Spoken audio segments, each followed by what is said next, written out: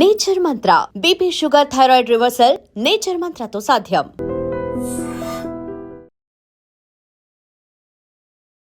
Welcome to iDream media. So జనరల్గా ఇది శీతాకాలం, వేడివేడిగా కాఫీ తీసుకోవడం ఇంకా ఎక్కువ అలవాటు ఉంటుంది చాలామందికి. 1-2 కప్పులు మించి కూడా తీసుకుంటూ ఉంటారు. అయితే కాఫీ మంచిది కాదని కొందరు, మంచిదని కొందరు ఇలా చెప్తూ ఉంటారు. అయితే ఈ మధ్యకాలంలో ఏం చెప్తున్నారంటే కాఫీలో ఉప్పు వేసి తీసుకోండి, దాంట్లో ఉన్న చెడు గుణాలన్నీ తగ్గిపోతాయి అని.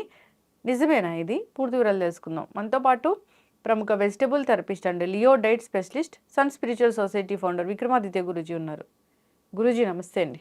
సూర్యోస్మితల్లి. కాఫీ అంటే జనరల్గా కాఫీ, ఒక కప్ ఆఫ్ కాఫీ మంచిదేనా? అంటే కాఫీ అనే దాని వరకు, అంటే కాఫీని ఎలా ప్రిపేర్ చేస్తారమ్మా?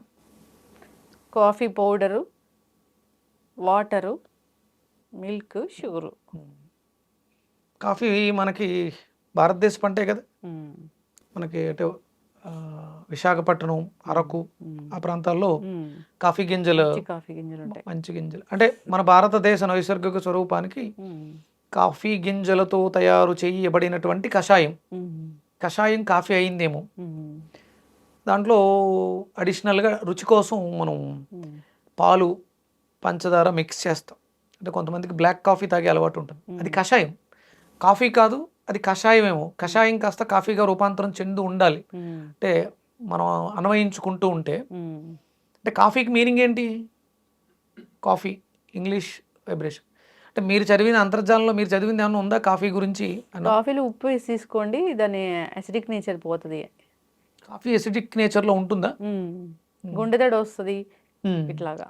అంటే ఒకటి, కషాయంగా ఉన్న ఏది కూడా మనకి ఆరోగ్యానికి హాని చేయదు. కాఫీ గింజల్ని ప్రాసెస్ చేసి మరగబెట్టుకుని తాగుతారు. దాంట్లో పంచదార చేరినప్పుడు ఎసిడిక్ నేచర్ పెరుగుద్ది. కాఫీ వల్ల అయితే కాదని నేను అనుకుంటాను, అది కషాయం. కాఫీ వల్ల అయితే ఎసిడిక్ నేచర్ పెరగడం అనేది ఉండదు. అందులో పంచదార యాడ్ చేశారు కాబట్టి అది ఎసిడిక్ నేచర్. దాని తర్వాత పాలు కలుపుతారు. పాలు కలపడం వల్ల, అంటే డేలో మనం పాల పదార్థాలు తీసుకోకూడదు. పాలతో తయారు చేసిన ఏ పదార్థం, అంటే పాల వరకే. అంటే మనకు పెరుగు తీసుకోవచ్చు, మళ్ళీ మజ్జిగ ఇవి తీసుకోవచ్చు డేలో. పాలు తీసుకోకూడదు. పాలు తీక్షణత అధికంగా కలిగి ఉంటాయి. ఈ సమయంలో పాలు తీసుకోవడం వల్ల ఎసిడిటీ పెరిగే ఛాన్సెస్ ఉంటాయి. ఈ పాలు పంచదారతో కలవడం వల్ల కాఫీ వల్ల ప్రమాదం ఉందేమో. అంతేగాని సహజంగా కాఫీకి అయితే ఆ గుణం ఉండకపోవచ్చు. ఎందుకంటే ఇక్కడ మనకి ప్రకృతి సహజంగా అరకు ఆ ప్రాంతాల్లో ఉన్నటువంటి వాతావరణానికి తగ్గట్టుగా, అంటే అది కొంచెం చల్లగా ఉండే ప్రాంతంలో శరీరంలో ఉష్ణం పెంచడం కోసం కాఫీలో కెఫిన్ ఉంటుంది, దానివల్ల జరుగుతుంది ఇదంతా అని చెప్తూ. అంటే కెఫిన్ అనేది ప్రమాదం అయితే అంటే ఒక రకమైనటువంటి మత్తు పదార్థం. అక్కడ ఆ ప్రాంతంలో ఉండేటువంటి ఆదివాసీలు దాన్ని ఎక్కువ పండించేది వాళ్ళు అంటే వాళ్ళ శ్రమ ఎక్కువగా ఉంటుంది, కొండ దూరంగా ఎక్కువ సంచారం చేస్తూ ఉంటారు. వీటి వల్ల అంటే వాళ్ళ ఉత్ప్రేరకంగా పనిచేస్తుంది కాఫీ. ఉత్ప్రేరకంగా కెఫిన్ అనేది పనిచేస్తుంది. ఇక్కడ మనం వాడుకోవాలంటే కాఫీని ఎట్లా తీసుకోవాలి అసలు?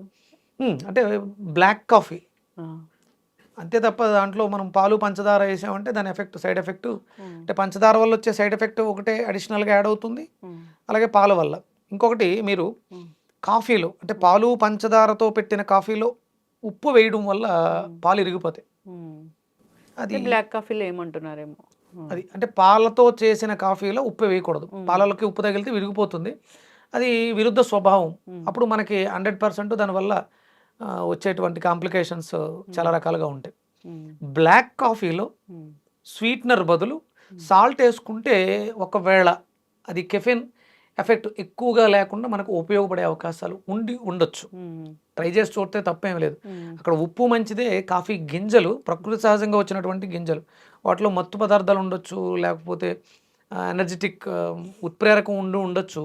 అది ఉప్పు వల్ల కొంతవరకు మనకి ఉపశమనం చెందించవచ్చు. 1 కప్ ఆఫ్ కాఫీ మంచిదే. అంటే మీరు చేస్తున్నటువంటి శ్రమను బట్టి. కప్పులు తాగేస్తానంటే కష్టం. పంచదారతో కాఫీ తాగడం ఇంకా ప్రమాదం. బ్లాక్ కాఫీ అంటే దాంట్లో పంచదార వెయ్యరు. బ్లాక్ కాఫీలో పంచదార ఉండదు. ఇప్పుడు అడిషనల్గా అంటే మనకు వెస్ట్రన్ కల్చర్ని తీసుకుని అందులో గీ వేసుకోవటం, ఇవన్నీ వినాశకాలే విపరీత బుద్ధి. అంటే ఒకటి, ఔషధంగా తీసుకున్నప్పుడు ఘృతం వృద్ధయత్ బుద్ధి. అక్కడ మనం పంచదార పాలు వేసినటువంటి కాఫీలో ఆవు నెయ్యి వేయడం శ్రేయస్కరం కాదు, మంచిది కాదు. బ్లాక్ కాఫీలో ఆవు నెయ్యి వేసుకోవచ్చు, బ్లాక్ కాఫీలో ఉప్పు వేసుకోవచ్చు. ఉప్పు వేసిన బ్లాక్ కాఫీలో ఆవు నెయ్యి ఎంతవరకు అనేది 2-3 సార్లు తాగితే మీకే ఆ ఫ్లేవర్స్ అందులోంచి వచ్చే రిజల్ట్స్ అర్థమవుతాయి. ఘృతం వృద్ధయేతు బుద్ధి, మంచిదే, కానీ ఇది పాలు పంచదారతో కలిసినటువంటి కాఫీ అయితే కాదు. ఇప్పుడు బీపీలు షుగర్లు ఉన్న వాళ్ళు తీసుకోకూడదు. అంటే ఫస్ట్ బీపీ అనేది ఎక్కడో మనకు ఒక శరీరంలో జరుగుతున్నటువంటి చెడిపోయిన వ్యవస్థ ఉందని చెప్పడం సిమ్టమ్ అది బీపీ అనేది. దానిని డిసీజ్గా పరిగణించి దానికి ట్యాబ్లెట్లు పెట్టి సమస్యని కప్పిపెట్టేస్తున్నారు. అలాంటి వాళ్ళు తీసుకోవడం వల్ల ఏదైతే సమస్య ఉందో అది ఉధృతం అయ్యే అవకాశం ఉంది. బీపీ పెరగడం కాదు, బీపీ రావడానికి కారణమైనటువంటి ఇంకొక సమస్య ఏదో ఉంది, ఎక్కడో ట్యూమర్ ఉంది, లేకపోతే ఇంకో సంథింగ్ ఎక్కడో డ్యామేజ్ ఉంది. దాన్ని సరిచేయడానికి వెళుతున్నటువంటి రక్త ప్రవాహాన్ని నియంత్రించే ప్రయత్నం బీపీకి వేసే ట్యాబ్లెట్. సమస్యను పరిష్కరిస్తే బీపీ ప్రెషర్ ఆటోమేటిక్గా సప్రెస్ అవుతుంది. దాన్ని పరిష్కరించకుండా ట్యాబ్లెట్ పెట్టి ఇప్పుడు మీరు ఉప్పు వేసినటువంటి బ్లాక్ కాఫీ తాగినా ఆ సమస్య పెరిగే అవకాశం ఉంది. మీలో ఎసిడిక్ నేచర్ అధికంగా ఉన్నప్పుడు బ్లడ్ ప్రెషర్ ఎక్కువగా ఉంటుంది. ఇప్పుడు కాఫీ వల్ల ఆరోగ్య లాభాలు కావాలంటే బ్లాక్ కాఫీ తీసుకుంటే సరిపోతుంది. Black coffee, plain black coffee అంటే కాఫీ గింజలతో వచ్చింది. అది మన భారతదేశంలోనే శీతల ఉష్ణ మండలం కాకుండా శీతల మండలాల్లో పండుతుంది కాబట్టి అది ఈ శీతాకాలం చల్లగా ఉన్నప్పుడు, అంటే టీ కాఫీలు ఎప్పుడు గుర్తొస్తాయంటే వర్షాకాలం శీతాకాలం బాగా గుర్తొస్తుంటాయి. అది మన ప్రాంతాలు ఇప్పుడు మనం గ్రీన్ టీ తాగుతున్నాం, దాంట్లో ఇంకేమీ పాలు కలపట్ల. ఆ టీ పొడి పాలు పంచదార కలిపినప్పుడు అది టీ అవుతుంది, అది మనకి అనారోగ్యాన్ని ఇస్తుంది. ఒక్క తేయాకు వేసుకుని మరగబెట్టుకుని దాంట్లో తేనె, స్వచ్ఛమైన తేనె దొరికితే తేనె వేసుకోవచ్చు, లేదంటే బెల్లం వేసుకోవచ్చు, పాత బెల్లం. వాటితో అవి మనకి మంచి ప్రయోజనాలని చేకూరుస్తాయి, మనలో ఉష్ణాన్ని, అరుగుదల శక్తిని పెంచుతాయి. ఈ పాలు పంచదార కలిపితే అవి ఇండైజెషన్ ప్రాబ్లం, గ్యాస్ట్రిక్ని ఇస్తాయి. కాఫీ కషాయము అంటే బ్లాక్ కాఫీ అది తీసుకుంటే మంచిది. దాంట్లో రకరకాలు యాడ్ చేసి తీసుకుంటే కనుక అనారోగ్య సమస్యలు తప్పవు. చక్కగా చెప్పారు గురూజీ. ఏదైనా క్వాంటిటీ మ్యాటర్ అవుతుంది, కొంచెం తీసుకుంటే అప్పుడు అది మనకి ఔషధం లాగా పనిచేస్తుంది. ఫాలో అవ్వాలని కోరుకుందాం. చాలా చక్కటి ఇన్ఫర్మేషన్. ధన్యవాదాలు Guruji. సూర్యస్మితల్లి. And for more videos, Please subscribe to iDream. Please subscribe to iDream. Please subscribe iDream. And please subscribe to iDream. For more videos, subscribe to iDream. please like, share and subscribe to the channel. Congratulations, iDream. subscribe to iDream. Subscribe to iDream. So subscribe to iDream Media. iDream ki iDream team andarki huge congratulations. Please subscribe iDream Media. Please subscribe to iDream. Subscribe iDream. Please subscribe to iDream. iDream అంటే నా కళల channel subscribe చేసుకున్న నోరు తిరుగుతలేదు, మీరైతే గంట గుర్తు కొట్టండి. For more such videos, please subscribe to iDream. Subscribe to iDream. Please subscribe to iDream. Please subscribe iDream Media. Please do subscribe to iDream. Please subscribe to iDream Media. For best entertainment and information, please subscribe iDream. And don't forget to subscribe to iDream.